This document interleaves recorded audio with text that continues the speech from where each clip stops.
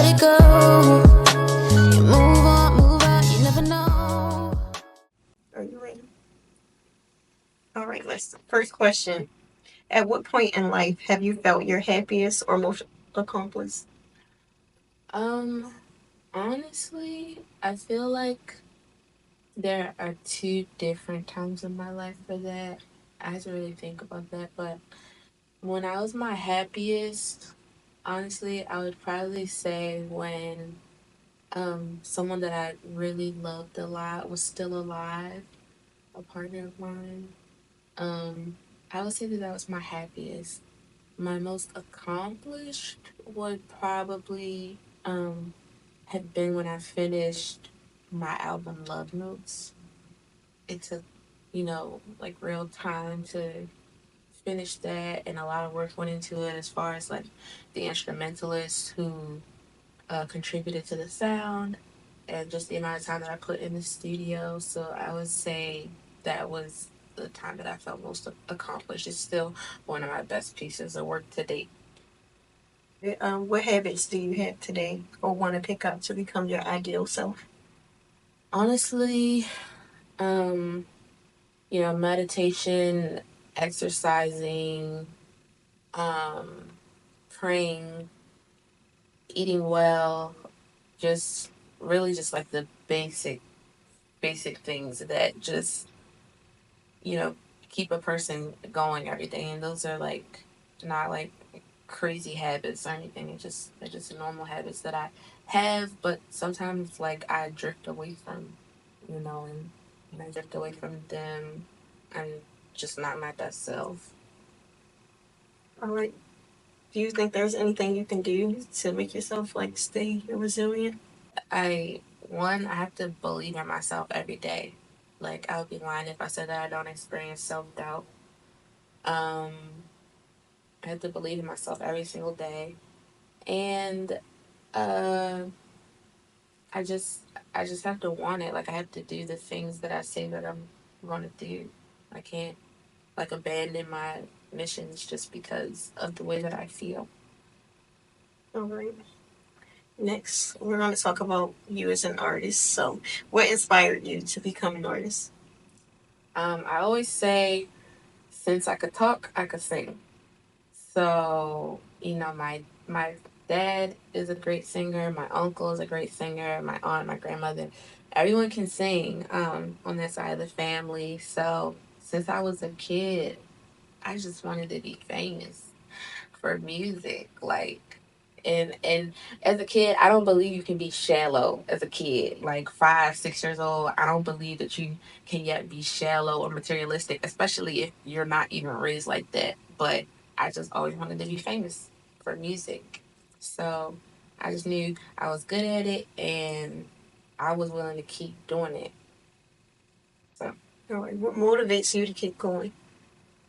what motivates me to keep going is the fact that I am a full grown adult and I spent all my life doing it already. So it's just like it wouldn't really make sense for me to change course. And so I don't really have like a super inspirational, kind of message for that because the main reason why I'm doing it is just because I've been doing it. It's like, what else am I going to do? I mean, not to mention that the feeling that I get when I'm on stage singing for people, the feeling that I get when I learn a new song on my guitar, piano, the joy that it and fulfillment that it brings to myself. Um, but I mean, I didn't take the traditional route. I got my associate's degree. I am considering like continuing education, but like I said, I got my associate's degree and I didn't ever plan to go corporate. So it's just this what I've been sticking with. I don't really see what's the point in changing course just because it's not blown up yet or it's not going the way that I feel like it should be going yet. Fuck it, I'm gonna keep going. All right. What was the hardest season of your career, and what helped you get through it, or the hardest season of your life? This the hardest season of my life right now. Um, and I was able to get me through it is most definitely the grace of God, but the people that God shows up through. One of the most upsetting things about believing in God is that you can't really see Him, can't really touch Him. You might have those moments where you have an interaction with Him, some type of out of body experience, but the way that I experience Him most is through the people that I love the most. I'm trying not to break character. All right. Is there a part of yourself you're still learning to accept or understand? Most definitely. Uh, I would I would say just the whole part. Being an artist like myself, um, since I was a kid, I get lost. I get lost, and that's just something that I like to do. Cause reality, it just don't always be it for me. So I'm an escapist. Since I was a kid, I've had siblings, but I spent a lot of time alone. So it's kind of like I grew up like an only child. Um, my parents they bought me a lot of DV VCR tapes. Um, so I watched a lot of fiction. I read a lot of fiction. Um, I I got lost, and so with that, sometimes getting lost so much can kind of give you like identity crisis, low key. Like it's stuff that I'm good at that I can identify myself as a singer, an artist, a writer, whatever, but it's more to me than that. So I feel like I'm really just trying to get to know the one that's not a superstar.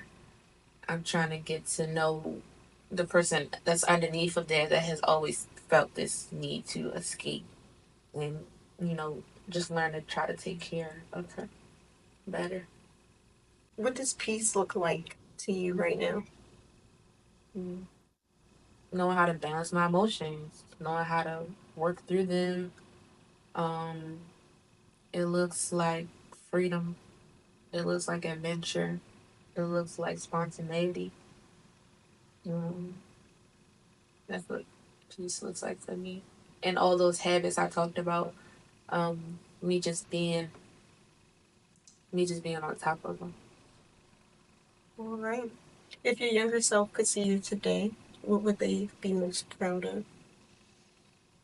Mm, she would probably be really proud of like all the performances that we've done, and just like the growth of like stage presence. She would probably be really proud of that because little me loves the spotlight. Like I said, she wants to be famous. She wants to sing.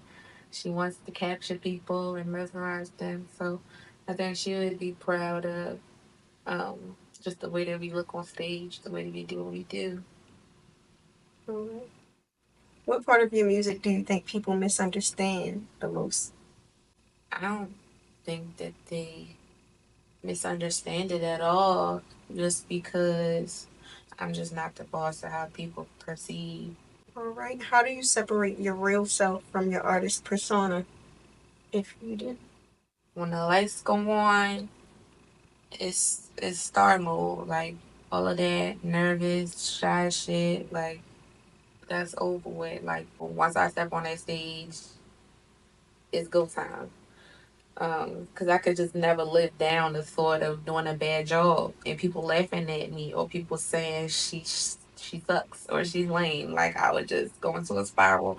So, um, I mean, once it's time to go home, that shit is easy because there's nobody watching me and I know where I'm comfortable at, and that's in some sweats, makeup not done, hair however it want to be.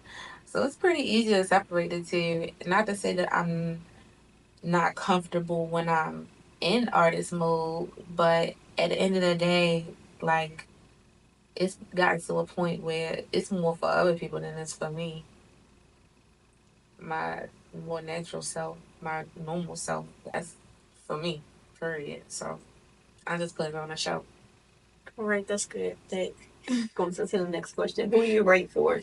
Uh, I write for myself first, because I got something to say. But I also write for people that are feeling how I'm feeling because it make me feel less alone when people can connect with what I'm saying. So I write for my community, whoever that community is. I'm just trying to change the face of the music industry because there's not a sound like mine in it. So, as far as me trying to change things, I'm not really trying to change people, but I'm trying to change, I mean, like what's getting put out there for consumption. I feel like I just deserve a shot. I agree. All right. Has there ever been a moment where you almost gave up? If so, what pulled you back in? I give up every year. At least once a year, I tap out, and maybe more than once. Because I'm a very emotional person. Like I really go through it. I take the time to feel stuff, even if I don't want to. Like I'll say all day, like I don't want to be going through this. I don't want to feel this. I don't want to feel this. But I still go through it, and I still feel every bit of it. It's but so many things that I can bury. Granted, there are some things that I can bury, um, and that just kind of depends on who, what the situation is. But a lot of things I can't bury just because I'm too self aware. I'm just too self aware. It's a curse and a blessing. And so, what pulls me back in is just I don't want to be a failure. Like, I don't want to fail. I don't want to be shoulda, coulda, woulda. I don't want to give anyone, or even just the arch nemesis version of myself, the satisfaction of quitting. Even if it's not music, just life, period. Like, just to stop giving a fuck about everything. Like, I can't do that. I want to do that a lot because it's just like, I mean, who cares? Like, but what? There are some things in life that I regret. There's at least one big thing that I regret. But I don't want it to be that I didn't keep going. I'm kind of too young. So, All right. What does making it really look like to you? making it looks like the best relationship with God that I could possibly have. Just constant communication with Him, um, or her. Um, it looks like well, it smells like my favorite perfumes. It smells like fresh picked flowers. It tastes like champagne. It tastes like success. It looks like um, a really comfortable house. It looks like my dream car. It looks like all my friends and my family happy and healthy and getting wiser every day. Um, that's what success would look like. What is your dream car? A Mustang again. I had one for like 2 years and I just could not afford it anymore. Like, well, I could afford it, but I couldn't afford it and doing as much studio time and music videos as I wanted to do. Like, my music was on the back burner because I was in love with this car. So, goodbye, Mustang. But I'm coming back for it. The newest model, super fast. I love sports cars. All So right. What scares you about becoming successful? what scares me about becoming successful is I won't even say it scares me because I'm taking this time right now to prepare for it. But what can be scary about it is just the vultures. Not to brag, but my heart is pure.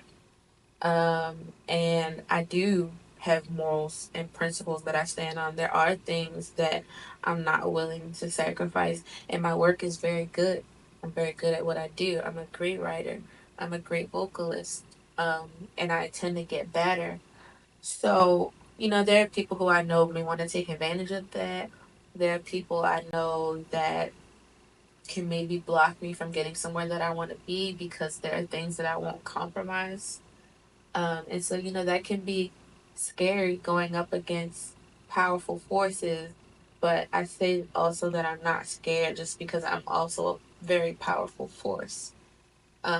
So, like if this is a movie and there's, good guys and bad guys, if this is the Avengers and it's Marvel, like I'm equally as powerful just because I believe that and just because I know that I'm chosen. So, you know, it's also some people who I feel like might try to embarrass me or throw dirt, you know, seeing my name get bigger, but, that's cool. I got something for them too. What artists or sounds shake you that people wouldn't expect? Oh, Sia for sure. She's my favorite singer. She's my favorite vocalist. She's one of my favorite writers. Um, she definitely contributed to the vocal style that I chose. Just the way that I choose to shape words and verses. Her. Who else? Mm, Maybe like Amy Winehouse a bit. Nina Simone for sure. All right. If someone only heard one song to understand you, which would it be and why? Yeah, I would probably say My Heart, which I'm not on that song alone. My friend and great artist Fola is featured on that song. And did you say why? Yes. Because it's probably a song where I'm the most honest about who I am and what's really going on, pertaining to family members that have disappointed me, past lovers, friends. I speak about a time in my life where I was very suicidal. Um, I really get into it, and that's a song that people can definitely take and perceive it however they want. Just because I feel like that song is so just because I feel like that song is so abstract. So people can perceive it the way that they want, or they can hear it exactly the way that I wrote it and the way that it was intended. But yeah, in that song, I was very honest, and the the crazy part about it is, the title, "My Heart," is, in reference to the fact that even despite all of the pain that was, either brought on by others or self inflicted, these are people that I still keep in my heart even if I don't speak to them anymore, even if I don't particularly like them, um, they're still there and they're still components to just who I've been built to become today. What is a visual or outfit that made you feel powerful? I want to say My Heart again, because I mean, when I shot the video, I was actively going through, like a really rough time in my life. I had recently just got out of the psych ward. And every day I was drawing a white line on my chin from underneath my lip down here like this. Every day, a white line. It's like some white paint. And I was doing it because it made me feel like a warrior. Like it made me feel like I was bracing for the day and it made me feel strong. And, when I recorded My Heart, I had orange hair and I had a couple outfits, but this particular outfit, I had these shorts on with this like veil attached to them, a black veil, and I had like this black shirt on and these these like I don't even know what material it is, but they were like these leather shiny boots that came up here, and I drew that line on my face, and I had a baseball bat as a prop. So, looking back, I probably wouldn't wear that again. It's not really like totally my style anymore. But I just remember what I was going through and how it made me feel. and I understand the gravity of that outfit at the time. So, um, kudos to myself back then for throwing that on. What would your dream label or deal look like? Dream label, it used to be Rock Nation. Not that I wouldn't want to work with them anymore. I would definitely partner with any label, but the dream label is Slim Charlie Records. Um, Being at the top of its game, having other artists on our team and other just great, professional, artistic, smart people on our team. So, kind of like Lil Baby, like he still has 4PF, but he's still associated with other labels. He still has partnerships, but he has his own. Um, and I feel like that helps and it aids in, again, just like not compromising character and not giving everything away to people who weren't even there from the start to help you build this. Granted, like as you rise up in the stakes, like you're gonna meet people that are gonna extend their hand out and you should take it because they're part of your journey. Like you were meant to meet them, they were meant to help you. But now is the time more than ever to have your own. So, that's what it looks like. But my dream deal would honestly be, as of right now, sign me with no advance up front. I don't like owing anybody. I don't like that. Sign me with no money. Give me no money and help me with distribution and let me prove to you why I'm worth quite a few $1 million. Let me show you. Don't give me nothing. Let's just work. And it's just the distribution that would really, really help. All right, let's talk more about your fears. So what are you not willing to compromise, no matter how big the opportunity? I'm not willing to compromise. I'm not willing to compromise just like who I am, like my core values. Like, let's just keep it real. Like, I ain't sucking nothing for a deal. Like, I'm good. Like, I'll keep doing what I'm doing. I don't care if I never go mainstream. Like, that's just not happening. Um, what else? I'm not going to I'm not going to put out anything that I wouldn't want like my future kids to follow, like as a model for what to what to value in life. Like if I don't want my kids listening to it, I'm not about to put it out. And that kind of goes in hand with like people writing for you.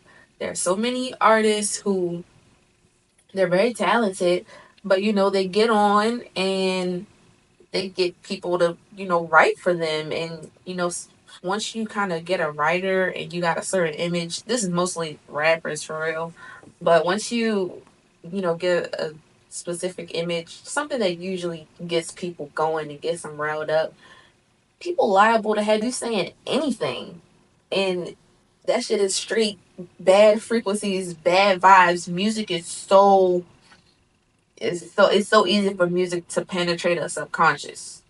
And I had a debate with a friend, not a debate, but just a conversation with a friend about this, saying like I feel like if you're a writer, you have a responsibility to consumers. Like, don't be putting out shit that got niggas wanting to walk around killing niggas. Like, and niggas don't even be killers. You feel me? So I feel like it's a responsibility to consumers to put out the right stuff. But my friend said he doesn't feel like it's our responsibility, and that's a fair take. But yeah, those are the things I'm just not willing to compromise, which is basically my dignity and my values. Do you feel that there's space in the industry for someone like you, or are you carving it for yourself?